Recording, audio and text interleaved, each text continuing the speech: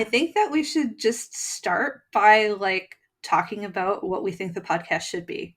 Because like, we have been talking about it behind the scenes, of course, and otherwise we wouldn't really be here. But like, instead of talking about it in the green room, like, why don't we just make that at least the beginning of the first episode until we get like diverted into something more interesting? I'm totally down with that. That's Awesome. I think that is in the spirit of what we want to do. Just which is what again? Okay, I think that was the topic of the conversation. No. Yeah. What is this podcast about? What was our idea about this? Something astrology. Yeah. No, yeah. And it's funny because even like as you're hitting the record button, I noticed like my little like cortisol bump, like, oh, all right, I'm performing now, right? And it's funny because since I've been podcasting for what feels like a lot longer than a year, but about a year, it's gotten a lot easier. It's like slowly sort of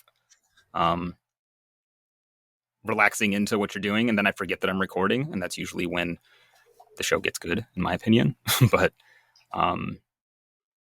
yeah, I think, well, what is maybe the goal here is I often, personally at least, find the topic of maybe a podcast having to stick to a subject. Sometimes it's limiting, I'll tend to want to veer off and talk about other things. And yeah, I want to just be able to do that.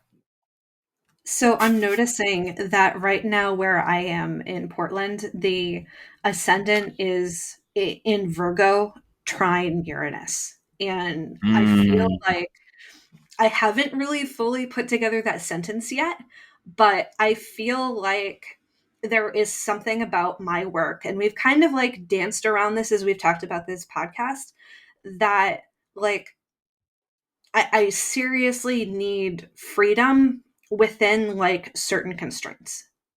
So like that, Virgo is ruled by Mercury, and we're recording this when Mercury is stationing retrograde, which also feels appropriate to me in some kind of like intuitive way that I haven't quite figured out yet. And like the idea of having Uranus trine the ascendant within 10 degrees of the chart ruler, and here it's in the 9th house. Well, I have whole signs.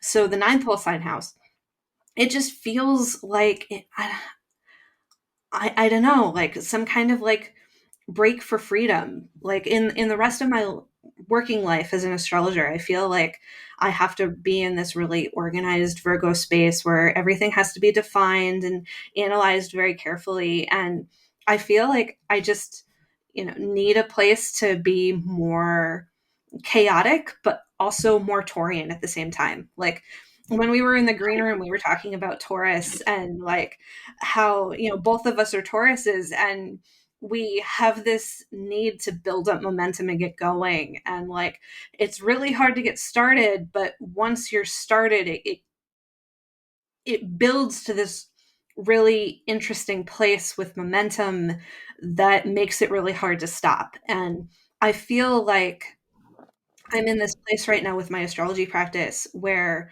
I have a lot of momentum on things, which is amazing. I have all these things going on. I'm my Patreon, I'm writing a book, and I am doing astrology readings, and I am a regular on Instagram, and like I'm all over the place, and I've got all these things that are rolling. But it's like when you're on a track, when you're like that hedgehog who, will go a million miles in a straight line, but their world is like 2 inches wide. It just feels so freaking stifling. And I feel like I need a space where, I can have conversations with somebody who knows the astrological lingo, and I'm not stopping to explain myself all the time. That is also free to go in a million different directions. Yeah. Oh. Yeah, I think that's exactly it. It's like once you're it's like you don't get to go as far maybe with your thought or your idea because you don't get to continue with the momentum. I Yeah. uh, I suffer from this all the time where it's like I have to sit and spend hours thinking about something before I can get into like the right mood or the right mindset to write something. Granted, I'm a Cancer rising, so circling in on stuff, getting the mood just right, setting the mood for myself on any activity is essential. But Taurus, it's the exaltation of the moon, right? It's a moony kind of place. I think the moon tends to do well there because it is more stable. It sort of dries the moon up a little bit so that it's a little more focused, a Hmm. little more consistent, which Hmm. is good for moon things. Being consistent with your Hmm. effect, your nurturing, your care, your self care, as opposed to just eating whatever you feel like at any given time. But anyway, I was going to say though that I have noticed your momentum. It's like I feel like I have identified that long before you ever said anything. 3 weeks ago, I was like, yeah, she has like all these things established and set in motion, and I'm always thinking about this. Is like this is the hard part of any project or anything for me, for people like me, for people like us, for fixed sign heavy people, where you're trying to initiate something and get it started. Hmm. Uh, and that requires a lot of different moving pieces to get going and to figure out how to make them work together and organize your life around it, which is, I feel like that's what Taurus wants to do most is like, how do I build my life around this thing that I like doing, Yes. turn it into like a life practice. Uh, and it's the slog, I guess, for me is like that phase. And it's, I don't know, like envious is a strong word, but I'm like, yeah, that's, I don't know. That's where I want to get to. I want to get to that, like, um, that's almost settled place. But then whenever I get there, it's not necessarily where I want to stay. But what you're talking about is making me think of how Uranus is in Taurus right now. Yeah. And uh, you actually, I watched your Patreon video recently where you're talking about your Uranus transiting your sun. And I just had the second round of Uranus transiting my sun and Jupiter. And what did you say? It's just like feeling like you're caged, like you're kind of trapped, confined, Yep. Hmm. which I know I'm going to go with my tangents most of the time. I have another one that I want to jump onto, but I want to sit with this one for a little bit because I think it's topically relevant. Uranus and Taurus. Yeah, Uh, absolutely. I mean, I'd like to hear you talk about Uranus and Taurus if you've gone through an exact hit twice, because like I literally it just got into range by whatever Honeycomb says is the definition of it being in range, like mhm. maybe a few days ago. So like I'm at the very beginning of this transit and I'm like, please, please give me the spoiler guide. Mhm. Like I want to know what's coming. Yeah, I mean it's probably going to be different, but I think Well, yeah. a lot of what we're talking about, I think, is topically relevant because it is like having this set. Taurus. Say you have a planet in Taurus, and it represents things that are sort of stable and set in motion. Uh, and Uranus goes and kind of throws a wrench in it. Not a wrench, actually. I've been thinking about this a lot today, specifically in general, but today is I work a lot with like temperament, with the essential sort of natures of like signs and planets. You basically get Mm, moisture and dryness on one yeah. spectrum, and then heat and cold on another spectrum. And I have this like nice model built into my head, but it's all based on like the traditional planets and signs and rulerships and everything. When you throw the outer planets in there, it's like, where do these guys fit in? And just thinking about Uranus, it's like, what is the difference between Uranus and like Mars? They both have this destabilizing. They're both very hot for sure, which Mhm. creates movement, creates motion, um, and dryness, which creates separation, is assigned to Mars is excessively hot and dry. Mm, Um, mhm. burning, The right? desert But of the real. yeah, but Uranus, the desert of the real, like, yeah, uh, Uranus is it? It's definitely hot, but is it dry? Is it wet? But it's what's the difference between like electricity and fire? Maybe. I was just Uh, thinking that it's like fire versus lightning. Like, is yeah, lightning dry? I mean, maybe it, except you get lightning and thunderstorms. So, like, technically, it is getting wet on its way to the ground. So, yeah, yeah. But we don't like. wet fire, Hmm. Well, very, Uranus does very produce hot, fire. but hmm? They both can cause fire, right? Well, fire causes fire, Absolutely. obviously, but lightning causes fire. Um, they both represent like excesses of something, of heat, of energy. But Uranus is not. I mean, I don't entirely lean on. There's a lot more to a planet than its malefic or benefic status. Oh, Um, absolutely. but Uranus, like, I don't know, is it benefic or malefic? And my conclusion after this transit, which is still ongoing, it's not done. Like it's just separated. I think.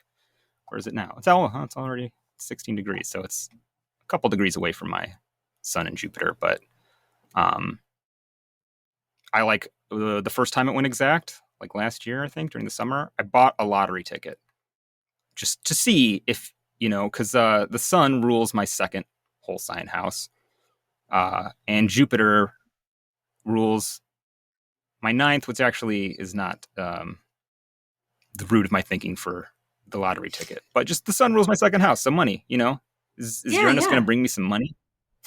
And the answer was no. It did not. It actually made me rethink, or was maybe more pointing to a process that was ongoing, which was I, you know, changing my livelihood. Like I'm changing the way that I make money. I'm changing the way um, that I live, the way that I uh, conduct myself in the world, which is here we go on the tangent. First house and second house, right? Second house, you just talk about money, right? It's money, it's stuff, it's material. I don't know though, because second house, it's what will become the first house after the first house is done rising, after that sign is done Hmm. rising.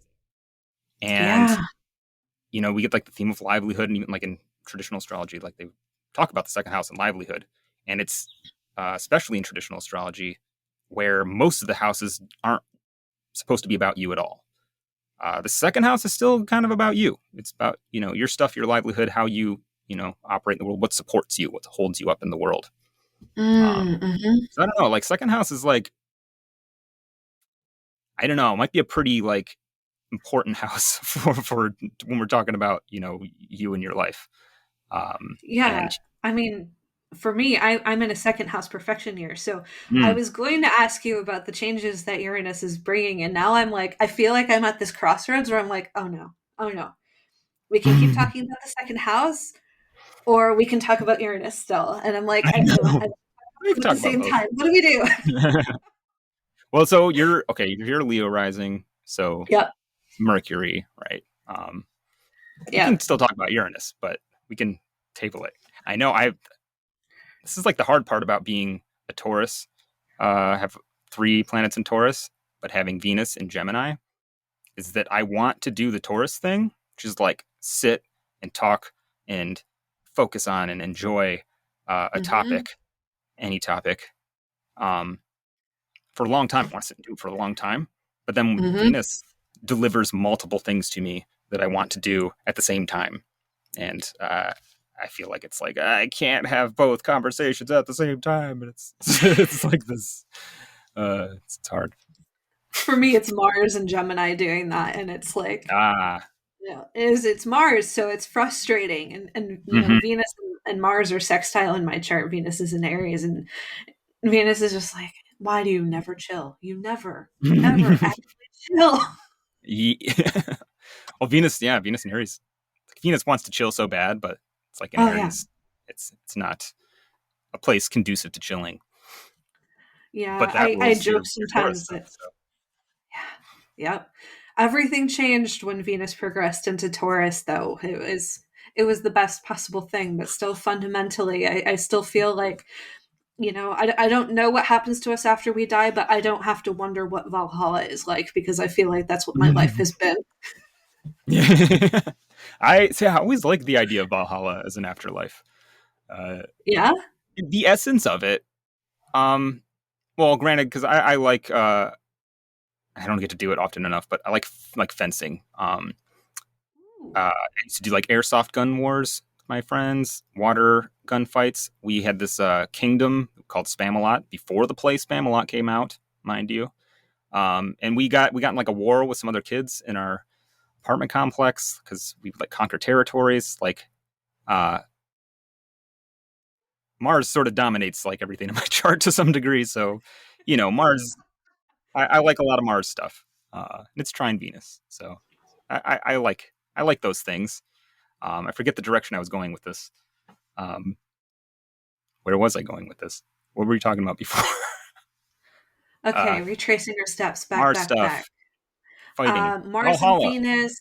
I was Valhalla, yes. justifying why I like the idea of Valhalla, which is I don't know if it's an important digression or not, but I Well, like I'd it. like to hear about it.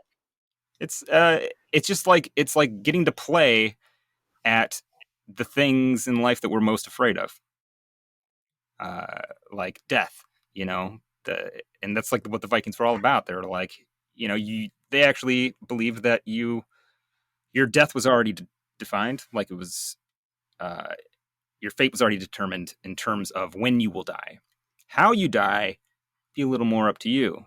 But the moment of your death, it's already done. So it actually encouraged, and that continued into Scandinavian culture for a long time.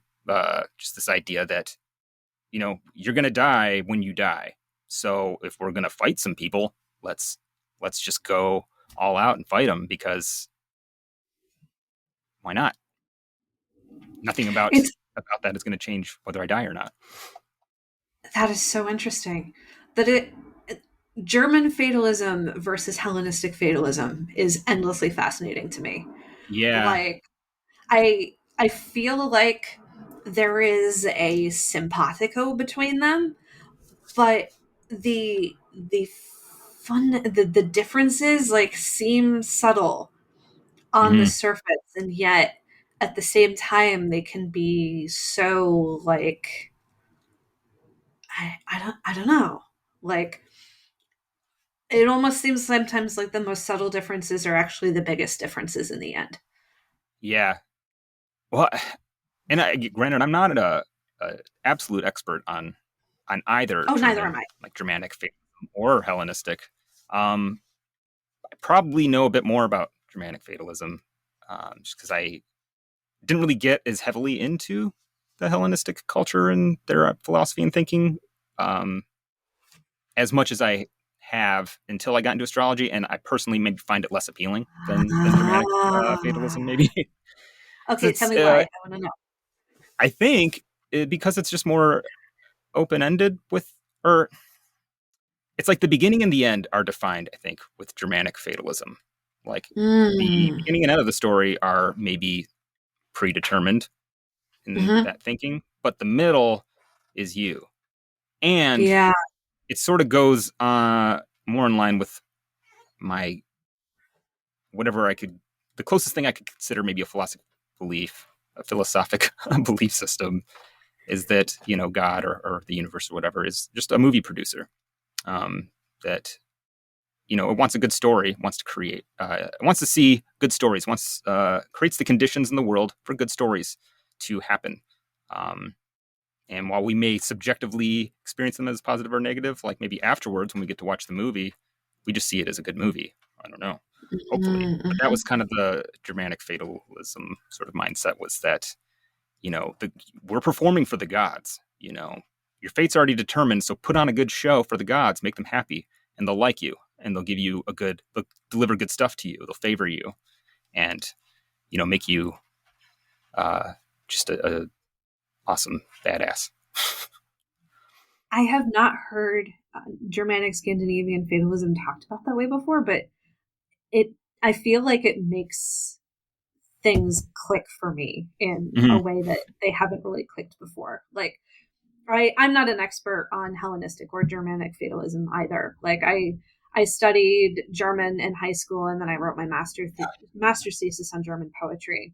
So, Oh like, wow. I have a background with the language, and I studied a lot of culture in high school. But it wasn't until I um, got into polytheism, like how many years ago? Like probably 5 years ago, that I started to like explore the runes and explore the philosophical like underpinnings behind all of the German weirdnesses that I kept on running into in the study of the culture. Mhm. I kept on running into situations where I was like, why do they do this? And my German teacher was like, because they're Germans. But Yeah, I go German family. My dad was born in Germany. oh, really? It's, We're in Germany. uh, shoot, Bavaria region. His my Oma, she was born in Germany. Like she's like German. But she married an American who is a soldier, stationed in Germany, of course. Uh, so my dad was born with like dual citizenship, and just happened to be Oh, born when they were in Germany. But German was like his first language, and he, you know, it's very German in like his personality, in the sort of the repression maybe, or the um, I don't know. There's like a dryness to the German personality that's very, on some levels, appealing, but for the most part, it's like cold and dry would be the Germanic. interesting. Um, Even more the modern Germanic though, because that's the thing, is like the Vikings and like the even the earlier Germanic tribes were very combative and fiery and Yeah. wild. They would party, and they would like, I don't know, but Mhm. then maybe Christianity just came in, and I think maybe Germans will just, whatever they're doing in their culture, whatever ideas they picked up, they're just going to do it very all the way. They're going to do very seriously. They're going to Yeah. take a very serious approach to it. So I can kind of imagine them, taking their partying and so on seriously too. Like the seriousness hasn't changed. It's just that, before it was ruled by Mars and now maybe it's ruled by Saturn. yeah, it's not a, yeah, no, it's a more of a malefic kind of culture. Not that it's bad per se, but it doesn't feel very good most of the time. Well, I mean, I suppose it depends on whether it's your territory or not. Because, like, you Yeah. were mentioning that Mars is really big in your chart, and like, in my chart, I don't have a final dispositor because Mercury and Mars are fighting over it because they're in mutual reception, and Mm. um, yeah, it's really weird. Like, I still feel like it's one of the parts of my chart that makes me feel like I'm in Evangelion, I'm the little kid and the giant robot, and I'm like, okay, what does this lever do? And then something flies off the back, and I'm like, okay, well, I'm not going to do that one again. At least not when I'm in the middle of a fight. But Yeah. I feel like as much as I hate conflict and as much as I hate drama, there is an aspect of Mars and Saturn too, for different reasons, that feels comfortable to me. Like that dryness, like Mhm. it's like I'm a desert animal, and as soon as you put me in a tropical rainforest, I start to die. Yeah. Yeah. It's like Yeah. I'm built for an environment that doesn't have much water, and then as soon as you put me in it, I start to drown. Yeah. Yeah. It's interesting because I mean, I know you're Leo rising. I've seen your chart. I just haven't done like, I haven't done like my full temperament assessment of your chart. I'm looking Um, forward to that. which is still like, I mean, it's still pretty nuanced. Yeah, yeah, that's right. You have a reading with me next week, so uh, Yes. we will do that. I was like, what am I going to talk about with Ada that she doesn't already know? Um, that's something I Probably a do. lot of things. I mean, one of the Yeah. things that I have been kind of nervous about this podcast, which isn't going to have like a topic. I mean, probably what we're going to end up doing is we're probably never going to answer the question of what the podcast is about, because every time we start to talk about what the podcast is about, we find something more interesting to talk about. Which is exactly what the podcast is But one of the things I've been nervous about is that I have been very careful to put myself in a situation in situations in the astrology community where, most of the time I am either the person who is the most experienced person in the room, or Hmm. I have the ability to look things up so that I sound like I'm at least as competent as the person that I'm talking to. And something that I know from talking to you is that, you have researched very different areas of the astrological universe than me. Like, I'm familiar with the temperaments. I can probably tell you what the temperaments of each of the planets are. I know what hot and cold means. I know what wet and dry means. I can talk Hmm. about them semi intelligently. But there's going to come a point in our conversation about temperaments where we're going to get off the map, and I'm going to have no idea how to talk intelligently about it. And I'm going to have to, like, sit back and, metaphorically sit at the feet of the teacher and learn something in public about something that I'm ignorant about. And I'm like, I've been It's giving myself little pep talks all week. I've been like, this is what people do 90% of the time. This is a situation that you put your students in every single freaking day. And if you can't handle being on the other side of it in public, then you don't deserve to be there. I'm dude. I know. I know. It's like I know that struggle all too well. It's actually uh probably has influenced a lot of my life direction in lots of ways. Is my refusal often to put myself in the situation of being the student, because Yeah. it's an uncomfortable position sometimes. And I've sort of gone. I think I've come a long way with it personally. Because well, I'm just thinking about like I've thought about it for a long time, but also with like podcasting, right? And we started bringing guests on to Astrology Hotline for um, our 101 series, which is like going through different the fundamentals of astrology. So we wanted to bring on like a new guest, and uh, this was a pretty terrifying idea to me because like I have to reach out to somebody that I don't know, who's an astrologer that's maybe have been doing it longer than I have and knows stuff that I don't know. Um, and I had to have like this like ongoing conversation really, or to sit down with myself and be like, things about astrology. You do astrology. Uh, you're good at it. You know your stuff. You don't have to know everything though, and Yeah. uh, you can still feel like a source of wisdom for others, even though maybe the person you're talking to at that moment um, knows more than you do about something, right? Like it's, I know there's a humility that maybe has to be cultivated, which I would not have thought of myself as. It's the opposite of proud. As like a super Yeah. proud person or Arrogant. having a, but Yeah. it's low, it's hidden. It's there. It's a giant ego that's tucked away. Oh, yeah. I know nothing about that, having Leo rising. Like, nothing at all. Well, that's the. It's funny because when you think about the sun in Taurus, right? And you talk about maybe essential dignities and stuff, which uh, I've learned to sort of give essential dignity its place. You can lose a lot if you just focus on dignity all the time. Um, but the sun Hmm. in Taurus is in the 10th house from Leo. So, like, if you're a Leo rising and you have the sun in Taurus, it's in the 10th house. It's in like a powerful house, arguably Hmm. one of the, if not the most powerful house, Hmm. because it's in that superior square with the ascendant. So it's like the dominant powerhouse, but it's the sun in Taurus, Venus ruled sun. Hmm. It's like, what does that mean? Why? It's the sun doesn't like it in Libra, the other Venus sign. Uh, why? I don't know. What is that? What are the implications of that for Taurus? I have thoughts, but I want to hear. What do you think are the implications of that for the sun and Taurus generally?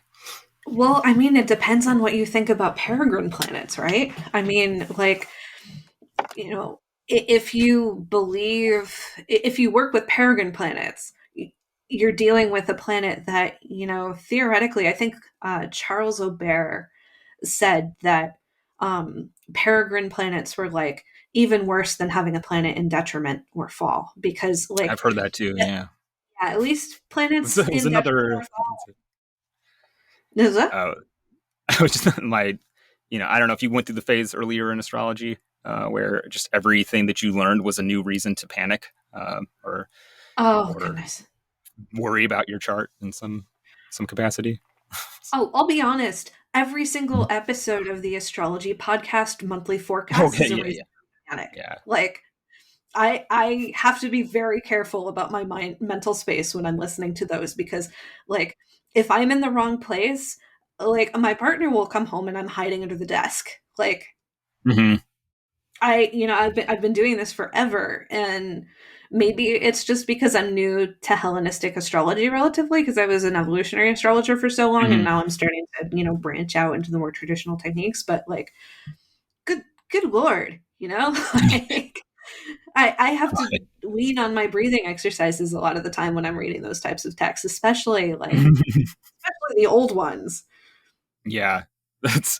I mean, well, it's actually. I almost had like a segue back to Uranus, but I think now there's a new track that we're on. It's maybe speaking of essential dignity, because I've been thinking a lot about it lately. Oh, And while I don't think they're like peregrine planets, like they're worse than having a planet in detriment or fall. Like I don't know. It's worse, better, what for what, But I've increasingly thinking about fallen and almost more fallen in some degree, but like planets in detriment, planets in fall is, you know, having almost a sort of dignity or like a reverse dignity, mhm. uh, where I don't know. It's like there's almost more power or more whatever you want to call power. I don't know, energy or focus or um, you have to bring more to those planets because they're confronting, they're dealing with opposites. They're dealing with like irreconcilable differences, like holding those two different ideas, two different topics. They're having to hold them and just live with that tension, like hold the tension all the time. And what is tension? Like it's unresolved energy, and Mm. often what feels best, I think, for fallen and planets in fall and planets in detriment is finding those paths maybe of expression where like I don't know, like where you can go down, just run with something, run with an idea and not have to run into the traps that you run into with fallen and planets in fall and planets in detriment. Um, because there's so much I- energy there that just needs an outlet. And you've probably experienced depression in your life at some point, right? Or anxiety, or which are kind of tied into each other. oh, you And should have seen me on Monday. Oh my god. yeah, Go on. yeah, yeah. It's daily, or it's. I mean, it's what they call it, the common cold. It's the common cold of mental illness, right? It's the one Yeah. that everybody gets from time to time. But uh, oh, okay, yeah. So I think one of the things that maybe helped me dealing with anxiety and depression and stuff was like exercise, simply just because there is actually tons of energy, and when it's being repressed or something, when it's like not when it's unresolved and it doesn't like have like an outlet or an expression, it's like it like almost like accumulates mass or something, and it just like weighs you down, or I don't know, or it's yeah, the channels are just sort of blocked and you feel like shit, but it's actually like an excess of energy almost that's causing like an opposite effect. Does that make sense?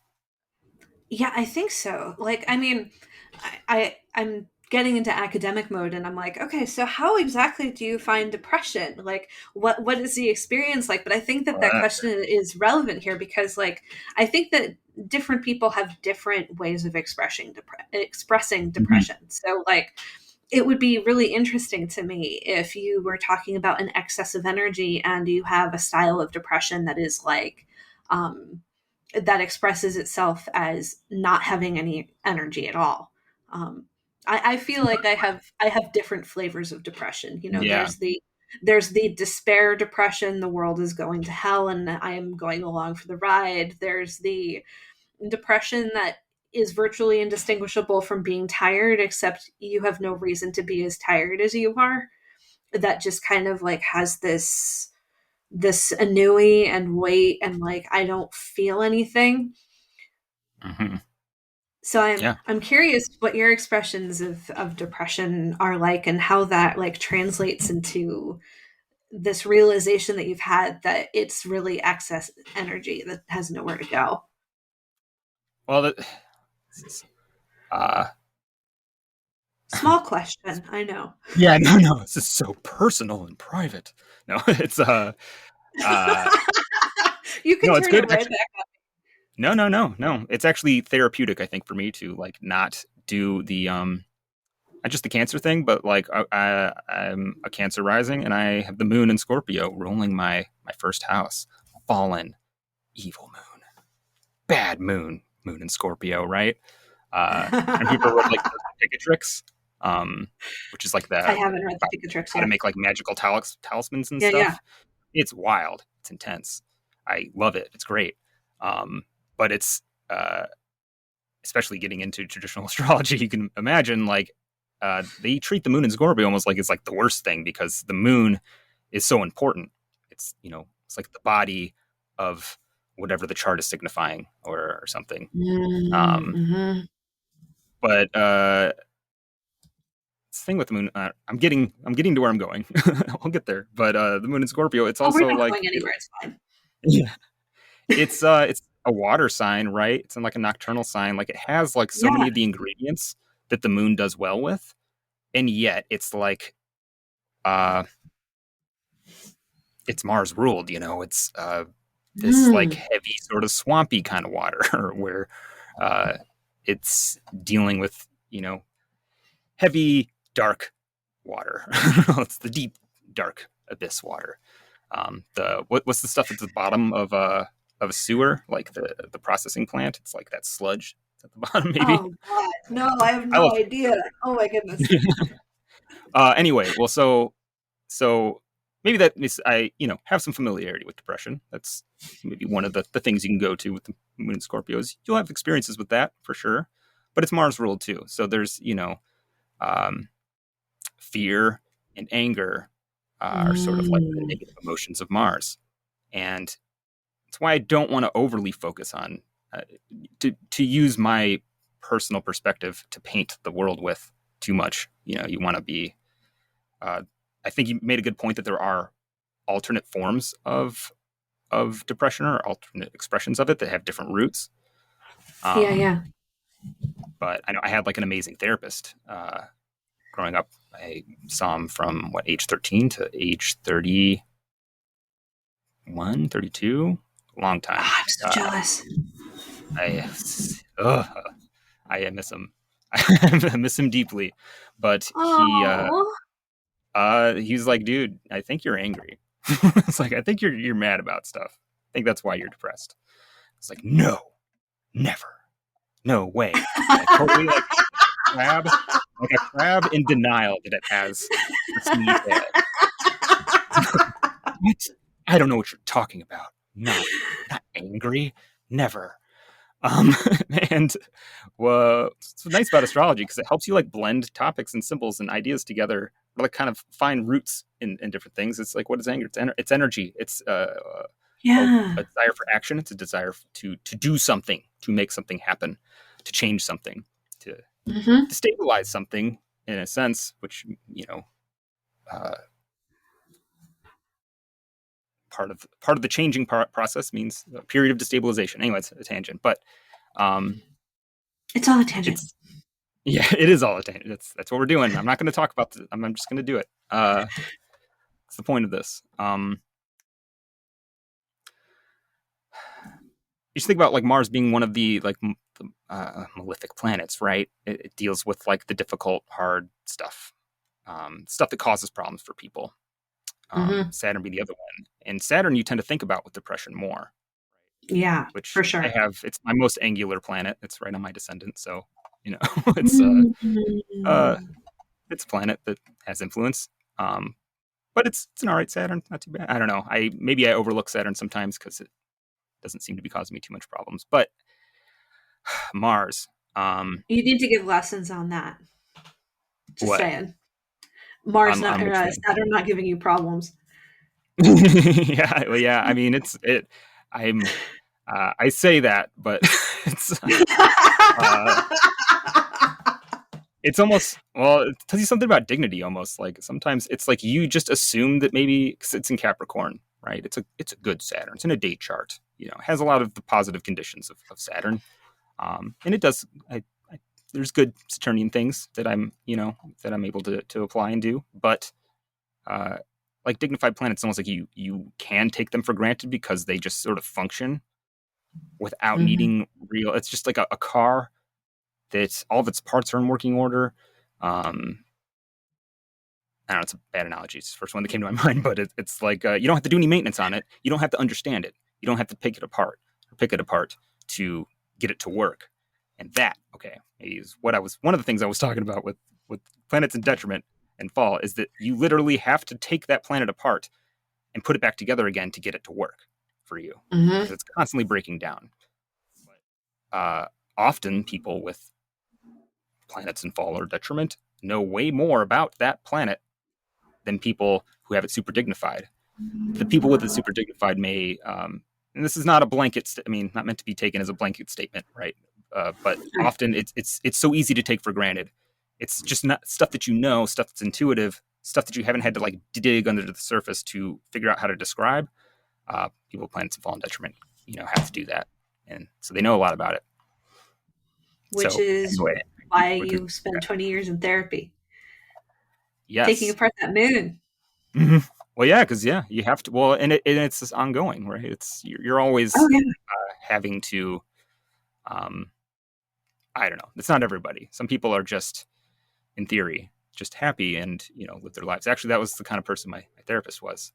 So I was in awe of him. He's like, "How are you just happy? Like, how are you just?" He's like, "I don't know. I'm just a happy person." And on one level, I was like you don't get it. You're just happy. You don't get this. But uh, but he did. I don't know, and he did and he didn't. He actually gave really good advice because it was coming from a place of knowing what happiness actually feels like. But not that I Mm. don't know what happiness feels like. Jeez, how to maintain it on a consistent level. I feel like he probably had like a moon in Taurus or Yeah. something. Um, Um, but where's it going with it? Losing the thread.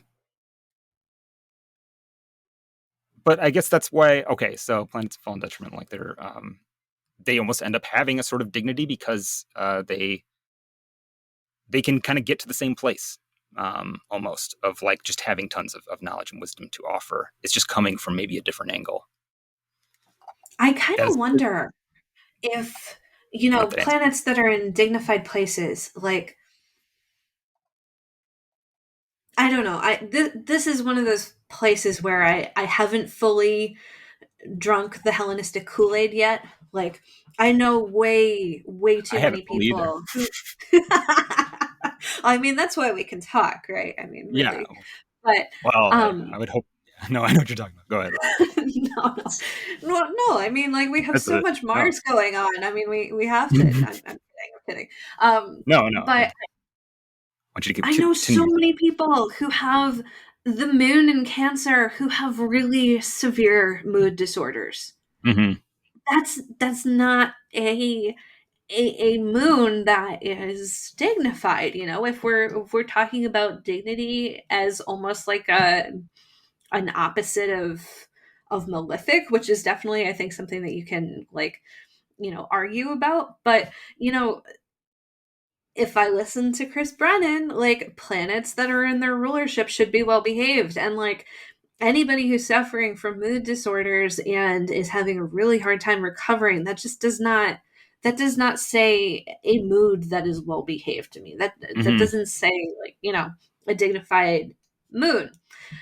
But I definitely see that there is something significant about planets that are in rulership, exaltation, detriment, or fall. Like, Mm-hmm. those planets have, like, at the risk of sounding too woo, they have like this like aura around them when you look at a chart. It's like this is significant. And Hmm. I feel like one of the places where my astrology is really in process is I'm like, okay, I don't have enough information to back up the claim that planets that are in the sign that they rule are well behaved. I mean, especially, and this is going to trigger another tangent entirely. Especially having experienced Saturn and Capricorn and Aquarius the last few years. Like, Mm.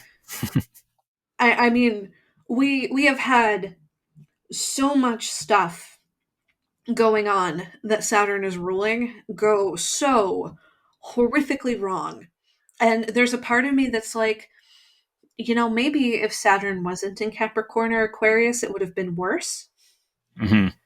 But there's another part of me that's just like, yeah, but just because it could be worse doesn't mean that it is going well.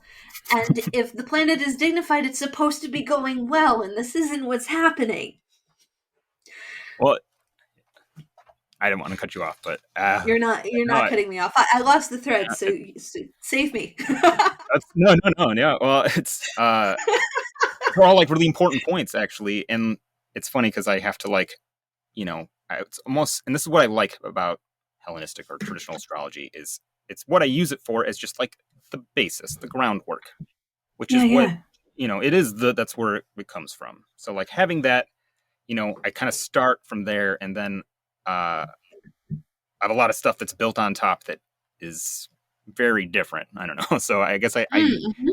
you know, I'll don that hat first, and then I'll talk about things that most Hellenistic astrologers would would scoff at, right? But Yeah, I um, do the exact same thing with the evolutionary astrology. Like that's, it's not the base of astrology in the way that Hellenistic is the base of astrology, though I would argue that Mesopotamian is really the base of astrology. But ooh, um, okay. All right. oh, I Leave it that know way. there's another one, All right. Well, um, but like that's my foundation. Like that's where I started. That's like where I'm always going to have my roots. yeah. But then I can kind of take the hat off and be like, okay, well, this is what I'm supposed to say, but really, if you look at it from this perspective over here. Yes. That's okay. No, thank you. That. Oh, all right. I'm excited. I feel like I have like a big thought, and I don't know if it's actually going to come out or not. But that is maybe what a dignified planet is like. It's like a planet that doesn't necessarily have to take its hat off. It doesn't have to change hats or even explore the possibility of another hat. It because its hat is a crown. Its hat is, this is the way that society says that it is supposed to be. So why would I ever need to explore something different?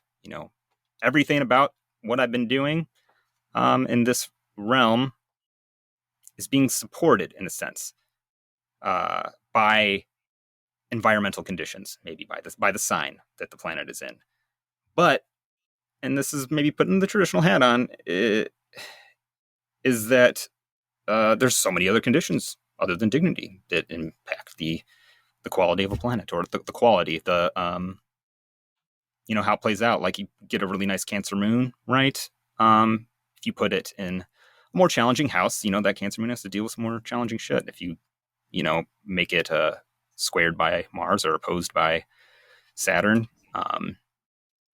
might be some more difficult shit, and it could be extra difficult even for it being dignified, is because it may not be as willing to explore uh, alternatives, to maybe its default mode of expression. Like I don't need to change. It's the thing about debilitated and fallen planets is that they need to change, and they're very willing to accept different perspectives and ideas because not that it's not working right now, but it didn't. Some point in their lives, it didn't work. Hmm. Um, I think that it Hmm. necessitates that experience of like I need to figure this shit out uh, because yeah, it didn't work. I mean, there's things that will support a planet and maybe even enable a fallen planet to just be shitty and work, or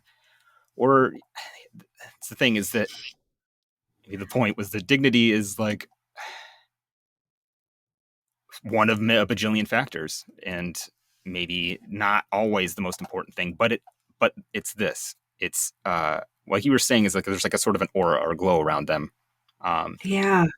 I always think about planets on the journey through the zodiac, right? And the domicile is like the home. It's where the planet is from. Maybe it's its home. And you think about Mm-hmm. the hero's journey, right? Is it's always about leaving home. Yeah. Always, you have to leave home.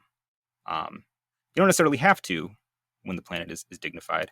Granted, it's not that those planets don't have stories. It's just that uh, they don't necessarily have to. They might need to hear the call a little differently, or they're just coming from a different place. But planets in fall or detriment, they are uh, at like that moment in the movie where like all seems lost, and they're like at rock bottom. They got to figure out, how do I redeem how do you redeem the story from this point, from this dark moment in the planet?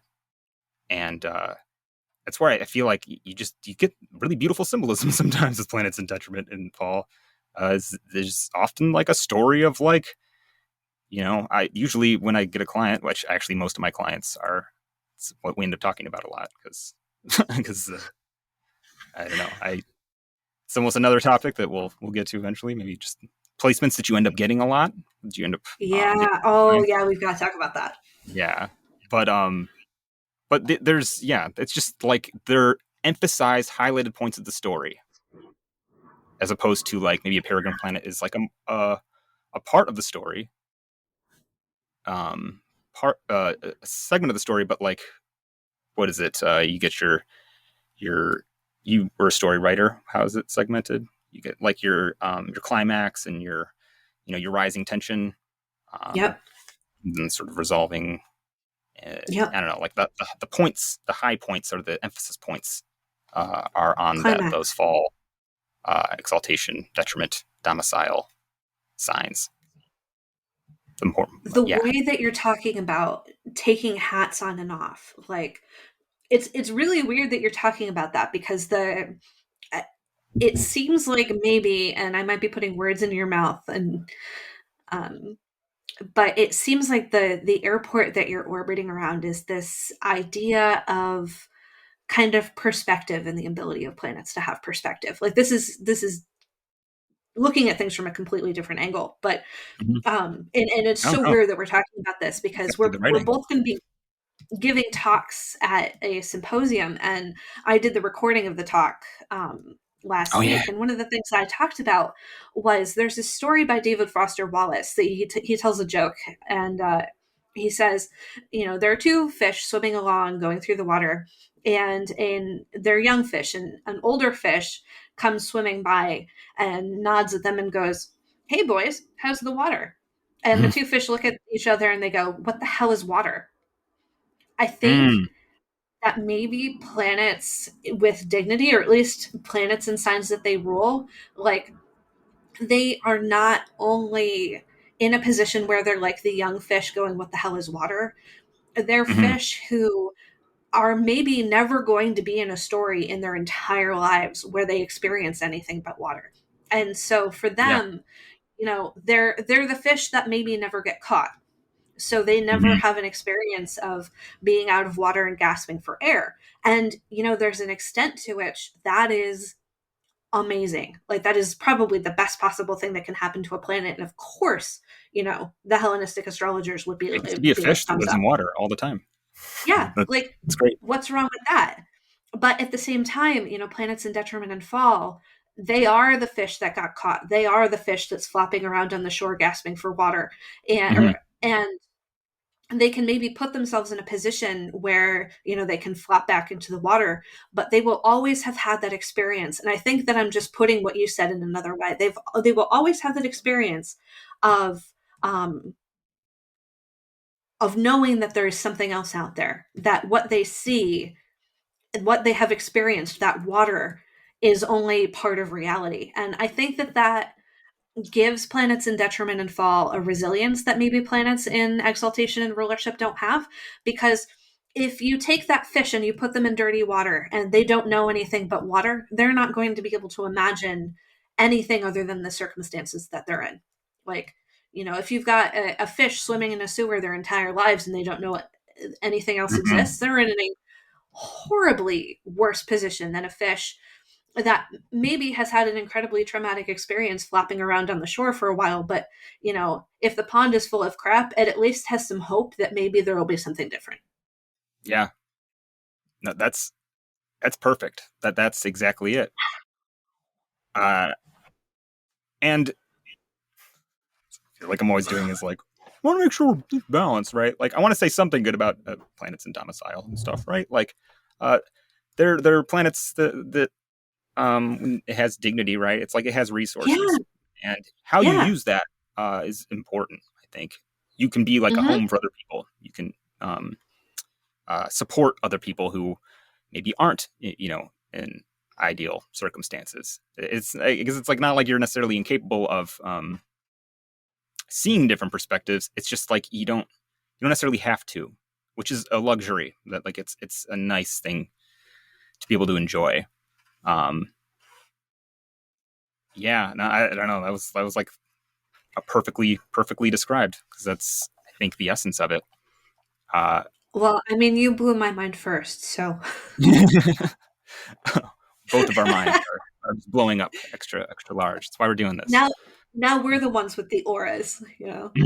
But I do kind of wonder if the planets that have that dignity, are they able to empathize really with the experience of planets in detriment and fall? I'm not trying to tear down planets that have dignity. I think that we pretty thoroughly established that planets with dignity, it's almost like they have all the benefits of being specialists. Like a Hmm. fish that has never left the water. I mean, just thinking about it in evolutionary terms, not evolutionary astrology, but biological evolution. Like Hmm. the fish that never left the water are natives of the water in a way that, you know, sea mammals that still have to breathe air are not. Like a fish never has to come to the surface to breathe. The fish can stay in the ocean forever. And Hmm. it gives them the ability to do things that dolphins could never possibly dream of. Yeah. But that being able to, stick your head up out of the water and see, and the constant reminder that there's something other than the water that the dolphins have, it's almost like, it's not just maybe that planets in detriment and fall um, are fish that have experienced being out of water. It's more like they have the potential to be dolphins maybe, or like, those animals that are like amphibians that like can go in and out, but because they have that ability to see both sides of the equation, they're never really native in both situations. Like Yeah. amphibians have to always be wet. They can walk Yeah. around, but if they dry out, they die. But if they're in the water all the time, they drown. So it's like they're never comfortable either place, but they can go more places, if that makes sense. Well, yeah, because they develop adaptability, right? Like, and that's, I Yeah, mean, taking evolution, like literally, it's, a creature doesn't really have to evolve or change or develop a new phenotypic expression of itself if its environment doesn't really change. Like alligators have basically been the same for a million years, not a million years, like hundreds of millions of years. Uh, yeah, they haven't had to change because it just works. Being a crocodile works. Uh, yeah, and yeah, you can be a crocodile forever. But you know, you put the animal in a different environment. It's almost like a sink or swim sort of scenario where it's like you have to adapt or you will die, and yeah, that yeah, you don't necessarily have to evolve. I guess if you don't have um, if you don't have the necessity to. Necessity is the mother of invention, right? yeah. I mean, it brings us right back to what you were saying earlier about narrative. Like the planets in detriment and fall are the heroes of the story, not because they're better, but because they're the ones who have to change, or they have Mm-hmm. to experience change. I mean, strictly speaking, I, I've I seen those was always villains taught. too. Yeah. Yeah, yeah, villains too. I mean, the people who are the main characters of the story, the hero and the villain. I mean, the only difference between them really is your perspective, how much Yeah. information you have about both ones, and the story tells you more information about the hero than it does about the villain. But you could easily turn it the other way around. I mean, we've all at least heard of Wicked, right? But it's Oh like, yeah. Am I- the one that puts the Wicked Witch of the West in the protagonist position. But Yeah. um, this is But hard because I'm watching the I know numbers the tick time's up, gonna run and out. it's exactly